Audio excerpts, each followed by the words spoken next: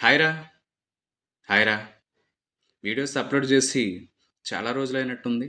కొన్ని కారణాల వల్ల అప్లోడ్ చేయలేకపోయానురా.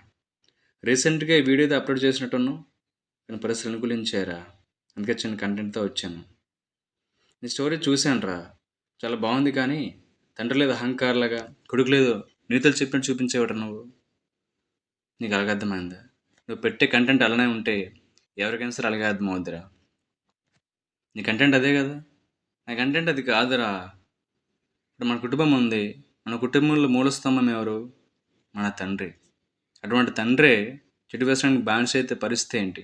పరిస్థితులు ఎలా ఉన్నప్పటికీ మన తండ్రి మన తల్లిని చెల్లిని పక్కన పెట్టేసి చెడు అలవాటుని ఒక ప్రపంచంగా పట్టుకుంటే పరిస్థితి ఏంటి? మన ధర్మం ప్రకారం మనం చెప్తాం, ఆయన వినరు. అహంకారంతో ఆ చెడు వ్యసనాన్ని పట్టుకుంటారు. అది బాడీ మొత్తం డ్యామేజ్ చేసి హాస్పిటల్లో జాయిన్ అయ్యేలా చేస్తుంది. అడ్మిట్ అయ్యాక డాక్టర్కి వస్తారు, చూస్తారు, చెకప్ చేస్తారు, ఆపరేషన్ చేయాలంటారు. ఇమీడియట్లీగా 3 లక్షలు కట్టమంటారు. ఎక్కడ నుంచి తెస్తావు? ఇప్పుడు పరిస్థితి అంటే చేతిలో డబ్బులు ఉండవు, ఆపరేషన్ చేయకపోతే నాన్న చనిపోతారు.